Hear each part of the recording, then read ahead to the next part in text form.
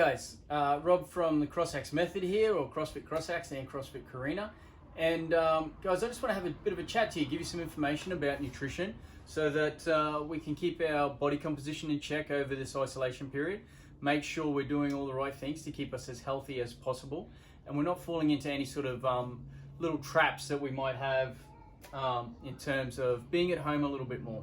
Now, if we have gone from working in the office to working at home, or maybe a job that's a little bit more physical, or where we're moving around a little bit more, and now we're being in isolation, essentially, we are not only are we burning less calories and less fuel, the potential for eating more is there as well, because we get a little bit bored and we go to the cupboard or the fridge and we check what's there, and lo and behold, we had some extra chockies there. And your willpower is only going to last so long. So no matter how strong you are, if that food's there, you're more than likely going to end up eating it. So a couple of little tips to start with. One, don't buy extra food, don't buy treats. Easter's coming up around the corner. Maybe if you can, I'm not being bar humbug and saying don't get chockies for your kids and stuff, but do that, but have a think about it sparingly. If you're going to spend the money, maybe get them some chocolates, and then maybe buy them a book to read or something like that will really help just reduce the volume of chockies and sweets that are around in the house. And same goes for yourself, even outside of Easter. Just don't buy the extra bag of chips, the extra chocolate that you're probably not going to need, or that is going to lead you into just some poor decisions in terms of your nutrition. So that's kind of pretty generic. We are going to be moving less and potentially eating more. So let's really take this time to focus on that. Now we're aware of that's probably what's going to happen, and move but plan and prepare accordingly, and take the time to really learn about how many calories and what you should be eating and all of that sort of stuff. Now, I'm not really this person that focuses on solely on calories in versus calories out, but at this time, it is quite important to know how much food we're getting in and out. So with that in mind, there's a couple of things we need to look at in terms of food. And one is the quality of the food, and the other is the quantity. So today in this video, I'm just going to talk to you guys about the quantity and how we can navigate around that and try and match our sort of base metabolic rate, which is how much your energy you're using and burning, with the correct amount of food. So in terms of the quality, which I'll really just touch on briefly, the standard CrossFit prescription: meat, veg, nuts, seeds, some fruit, little starch, no sugar, and that should form the basis of it. Basically, we're just going to try and eat real food, try and stay away from things that are processed, that have added sugar, and basically that are a sort of a product of a lot of processing and stuff like that. So if it comes in a bag and it's got a food label and all of that sort of stuff, then we should be maybe steering a little bit clear from it, and just trying to stay with the fresh vegetables and fruit and meat and the fresh produce is generally going to be the way to go. And if you do that solely, that's probably going to be enough, and you won't really need to worry about quantity. But we're going to talk about quantity today. So there's a couple of ways that in CrossFit that we have over the years done quantity, and the first one was the zone diet. All right, so we have the zone.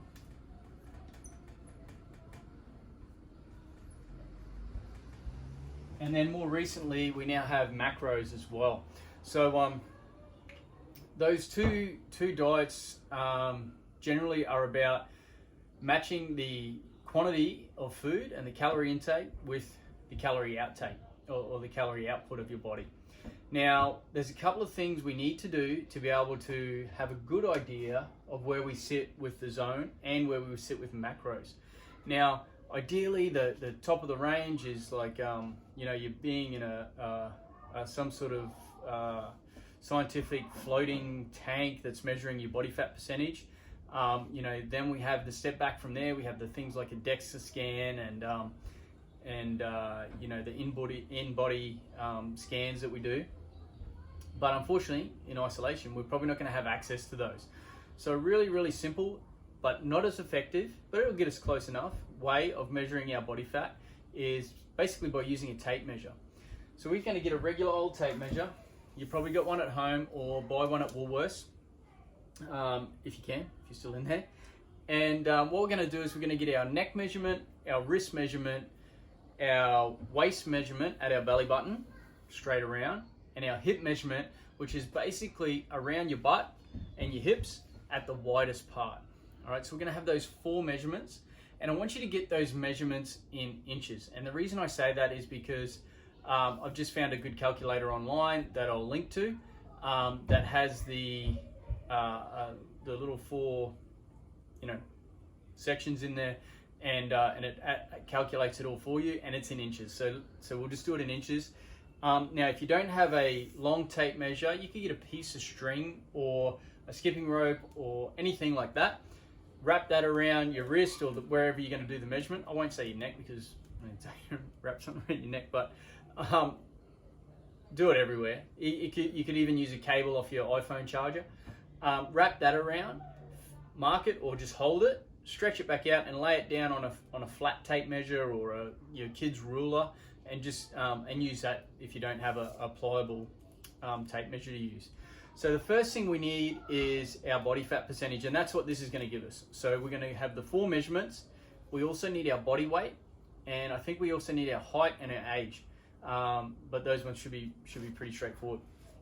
So we'll have those 4 measurements. We'll plug them into the calculator that's online, and that's going to give us a rough estimation of our body fat percentage. All right. So let's say it comes back at, you know, let's just guess for now, and just for ease of calculation, we'll say it's 10%. So we have 10% body fat, and let's say we weigh 80 kilos. So what we need to know is our lean body mass. All right, so if we have 10% body fat, 10% of 80 is 8, so we've got 8 kilos of fat.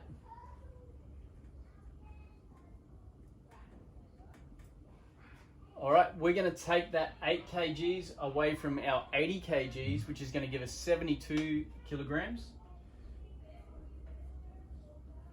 And that's going to be what we use for our lean body mass. All right, so we've got our lean body mass, and now that's important for both calculating the zone and our macronutrient level. So I'm going to go with the zone first, and we'll have a talk about that. Now, not too many people use the zone anymore. The zone's 40, 30, 30 in terms of our macronutrient breakdown. So our carbohydrates, our proteins, and our fats. And the 40% is the carbohydrates, 30% protein, 30% fat. Now, in regards to the zone, it's about balancing the insulin response and the hormonal response to food. So their theory is that we get this level insulin level, or sort of balanced insulin level, so that we're not seeing those ill effects of, you know, a lot of sugar and carbohydrates at once, and then, you know, insulin shooting up and then dropping back down and carrying on. It's trying to like balance blood sugar levels out. So within any one meal, the zone prescription is about getting balance across that meal. All right, so we would have a bit of protein on the plate, and if we don't want to go as far as to weighing and measuring, we could go, well, let's just go for a palm-sized serving of protein.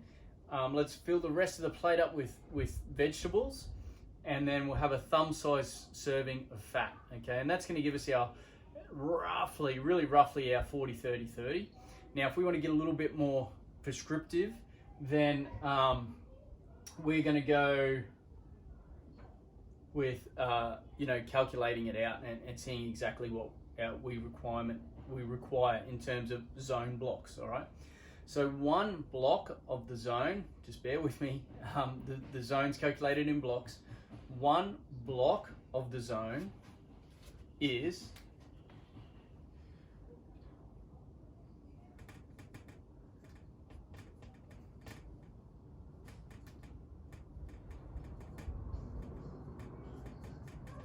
3 grams of fat, 7 grams of protein, and 9 grams of carbohydrate. So essentially, all of that makes up one block.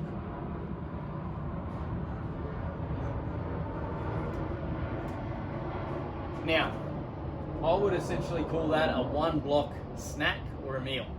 So we would need in our food to have 3 grams of fat, 7 grams of protein, 9 grams of carbs, and that's going to make up our one block.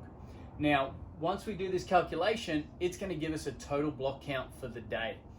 So as I add it up, maybe I have 15 blocks for the day, and I've got to get all of that in those breakdowns or those ratios. Now, there is a little bit of a catch. You can calculate this yourself, but at any one time, foods don't solely contain carbohydrates, proteins, and fats on their own. Fats can be mostly fat. Proteins, it depends what your protein source is. It's probably going to have some fat in it, depending if it's a fatty meat or not. And then the carbohydrates could also have some protein in there as well, and possibly some low levels of fat. So for example, to get my 7 grams of protein, I'm probably going to need about a 30 gram serving of meat, if that makes sense. Because there's lots of other stuff and fiber and things within that in that food, whether it's a carbohydrate or if it's a meat. There's other things within that build up the bulk of it, water and things like that. It's not all just protein. So for my 7 grams of meat, generally I'm going to need about a 30 gram serving of steak or chicken. And that's rough, all right? That's a rough guide. So to build my one block snack, I might need 30 grams of chicken. I might need, I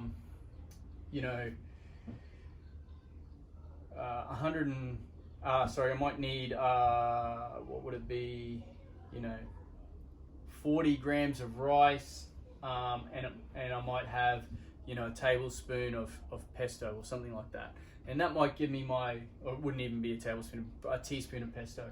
So that might give me my one block. Now I could obviously just multiply that out to get, say, a 3 block meal, for example. And that's where we're going to sort of start and finish around that 3 blocks, and we can have 4 blocks and 5 block meals. But we don't want to go any more than that 5 block, otherwise we start getting that same insulin response as we would have if we made poor food choices and only ate carbohydrates. All right, so back on track. That's kind of the block breakdown. Now, from there, I've got my lean body mass. Now, because this is American, I need to convert this into blocks. And what I'm going to do is, first thing I'm going to do is go 72 times 2.2, and that's going to take it from kilos to pounds.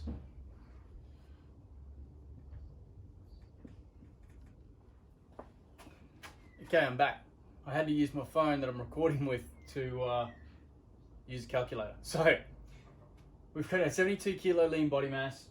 We're going to times it by 2.2 to get to the pounds, which I explained before. Now my equation for that is 158.4, and I'm going to times that by 0.7. Now 0.7 is the activity level. Now with our activity level, if you're doing CrossFit once a day, or you have a pretty active sort of job, we're going to use sort of 0.7. If you're extremely active, let's say you're a laborer on a construction site and you're just hauling stuff all day, working around, moving, carrying, and you're doing CrossFit workout, then potentially we could bump that up to 0.8.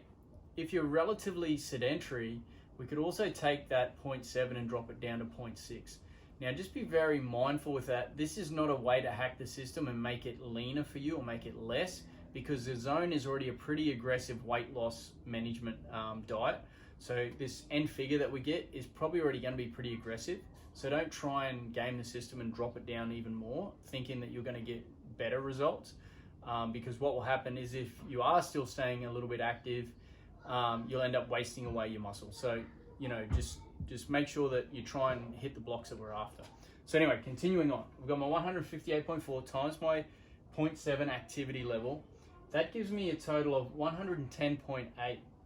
Now what this measurement is that 110.8 is my calculated grams of protein that I should be trying to get per day in my body. All right, so 110 grams of protein for a 72 kilo lean body mass, which is about 1.5 grams per kilo of body weight per day.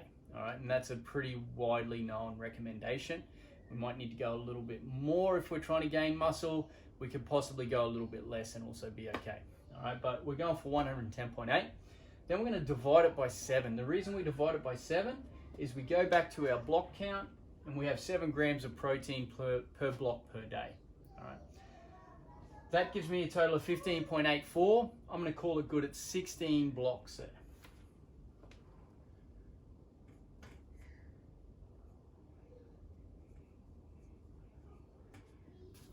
And from there, you're going to be able to calculate the amount of food that you should be roughly having per day. Now, with that, on the meal plans, we have 3 columns, and they are, 3 block, 4 block, 5 block meals, and then they're separated into breakfast, lunch, and dinner. Now, your goal would be to get the total amount of blocks to equal whatever you've calculated there. So, let's say it's 11 blocks, you might hit 3 3-block meals and a 2-block snack. All right. Now it is important that you try and keep the breakfast as a breakfast, the lunch as a lunch, and the dinner as a dinner. So for example, if you really love the breakfast, don't eat the breakfast for breakfast, lunch, and dinner. We're going to miss some valuable and important micro and micronutrients there, and some vitamins, because we generally have placed the vegetables and stuff at the mealtime at night, because it's a little bit easier to take than eating vegetables for breakfast. Okay, so you can have the same breakfast day after day, but just don't have the breakfast for dinner or the dinner for lunch and stuff like that. All right, cool. So that wraps up the zone for us. That's kind of like where we're at with the zone. And then next we need to have a look at our macros. Okay, so the second way we can calculate our food requirement or measure it is through macros. Now with the zone or with macros, it's a little bit more accurate than zone. And the reason is because with the zone, we only count the major macronutrient. So say for example, we have some cashews as our fat. All right, now cashews have carbohydrates and they also have protein in it, but that doesn't really get factored in with the zone. So the zone's close enough. It's close enough to really get you going in the right direction and be pretty good. If you're looking at really trying to dial in your nutrition so it's super sharp and specific, then macros is the way to go. Now the way macros is calculated, it's calculated on your calorie intake. All right, so we still want to hit roughly start at the same percentages in terms of 40, 30, 30 for our carbohydrates, protein, and fat. That's where I recommend everyone kind of starts if you've got no idea. If you're a competitive athlete and you're doing a lot of CrossFit, then that carbohydrate level is probably going to need to go up a little bit, all right, or maybe even significantly depending how much training you're doing. If you're an endurance athlete or a lower level athlete that competes at a lower intensity, so longer duration, then you might do well with more fat. It's just going to be one of those things that is kind of calculated on an individual basis. But for most of us, that 40, 30, 30 is going to be a really good place to start. So we've already got our lean body mass at 72 kilos. After that, we need to calculate our protein requirement for the day. So you're going to be around that sort of 1.5, maybe 1.7 or 1.2 grams per kilo of body weight per day. So, a 50 kilo female, you're going to be looking at anywhere from 75 up to 200 grams of protein per day. 75 up to 100 grams of protein per day on the top end. Probably closer to that 75 and maybe even a little bit less. It's a really rough guide to kick off with, right? So let's say we keep it at the 1.5 for the day. And by the way, the best way to calculate your macros and measure them and get that input is through MyFitnessPal. Free app, download it, enter in your food. It's pretty self-explanatory when you get into it. It takes a little bit of fiddling around to get used to, but when you've got it all dialed in and you're eating similar foods every day, it can be quite quick to measure and calculate how much food that you're intaking. Anyway, back to it. We've got 100, I'm going to use just this figure here, which is about 1.5, so 110, or let's say 110 grams of protein per day. And then we can calculate from there with our percentages how much total caloric intake we need based on the fact that we're going to go for that amount of protein. So let's say I've got 110 grams of protein.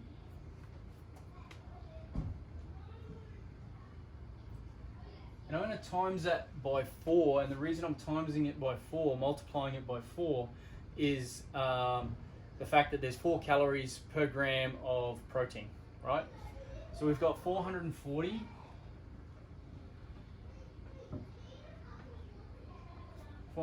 calories, and that's going to make up 30% of our diet.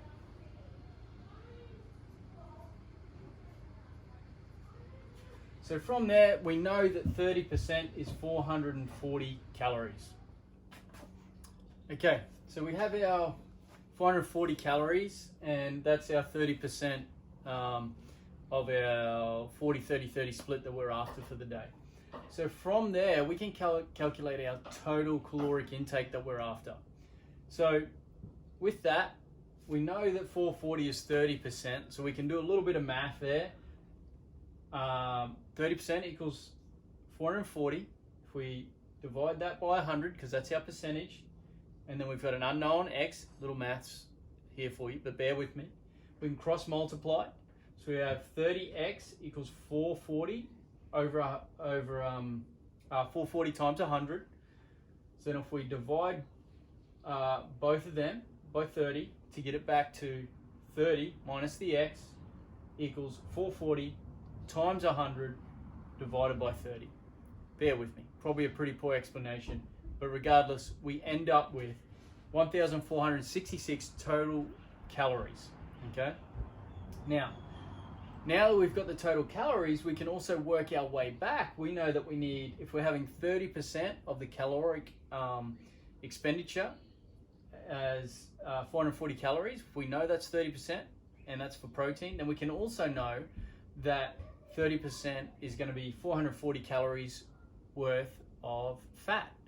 Now we can work our way back there, and we know that 1 gram of fat is 9 calories. So we can divide it by 9. 440 divided by 9 gives us 48 grams of calories for the day. So far we've got 110 grams of protein, we got 48 grams of fat, and then we can go back to our total number to get our carbohydrate calorie count. So we have that 1,466, and we can times that by 0.4, and that's going to give us 40% of that, which is roughly 586 calories. And then again, we have that 4 calories per gram of carbohydrate. So we're going to divide that by 4, and we end up with 146 grams of carbohydrate. So overall, what it looks like is 110 grams of protein,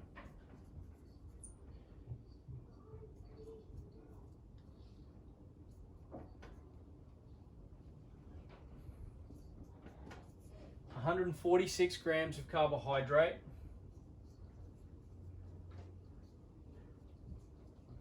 and 48 grams of fat, with a total daily caloric intake of 1,466 calories. Now that's quite low on the calorie intake. Now for someone like myself, I'd be aiming probably a fair bit higher than that 110 grams per day. And you can also see there how this might translate with the zone diet. That calorie count is quite low.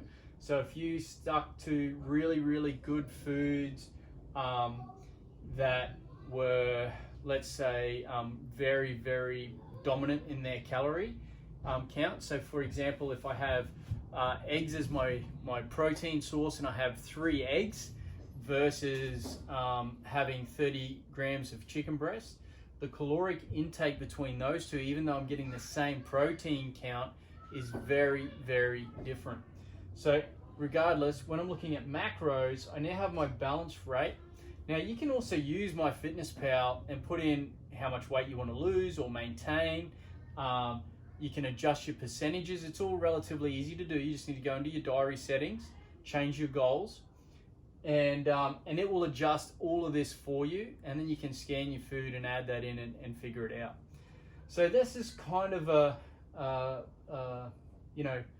good way to sort of just get a rough indication of how much food we should be eating in terms of both macros and the zone. That's just my kids in the background, which I'm sure everyone's dealing with at the moment. If you've got kids and you're in isolation, take a deep breath. I've had to do that so many times, but it does make me feel better. So anyway, that's our nutrition. Now, in terms of meal plans for macros, it's incredibly hard to do. So you could imagine trying to balance out a caloric output, say 1,466 calories versus someone that's 1,500 calories versus someone that's 18, 19, 2,000, 2,100. It's incredibly challenging to equal that sort of calorie balance for an individual. So it's kind of one of those things where you need to eat the right foods, record what you're eating in something like MyFitnessPal, weigh and measure, and that's going to give you the most accurate measurement of your caloric intake and expenditure. Cool. So that's us. Look after yourself and start having a think about your nutrition and making sure that we're not burying ourselves in a hole over this next sort of 6 months when we're in isolation. We are also going to be going through winter in this isolation period as well, which is also going to cause issues with being inside more and maybe not wanting to train and feeling a little bit more lethargic, and it's darker outside. So making sure we got this dialed in before then is going to be very, very beneficial. So with that in mind, good luck with it. I'll put the links somewhere, hopefully on the bottom of this video, and you'll be able to, if you can't find it, if it's on Instagram, maybe go on to CrossFit, search the CrossFit Crossaxed or the Crossaxed method on YouTube, and hopefully you'll be able to find it on there. I'll put it on YouTube as well. If you are struggling with this and you can't figure it out and you're like, I just want someone to do it for me, I can do that. Obviously I'll need to charge for that. It's going to take some time, but I can help you with that if you need to. Just shoot me a message on the DMs. See me in my DMs on Instagram. That's what the cool kids say. So yeah, get in my DMs on Instagram and send me a message, and we can book in a time, or I can sort this out for you, and we'll calculate however long it takes me and what specific advice you need. I can also do consultations over Zoom if you want a little bit more in-depth consultation and a bit more of a look at your specific situation in terms of your food. So I hope you got something out of that, guys. Please share it, like it, I don't know, watch it. It's up there now regardless, so hopefully you get something out of it, and we can keep you guys nice and lean and feeling healthy and good for when we're let back out and we hit the beach. All right.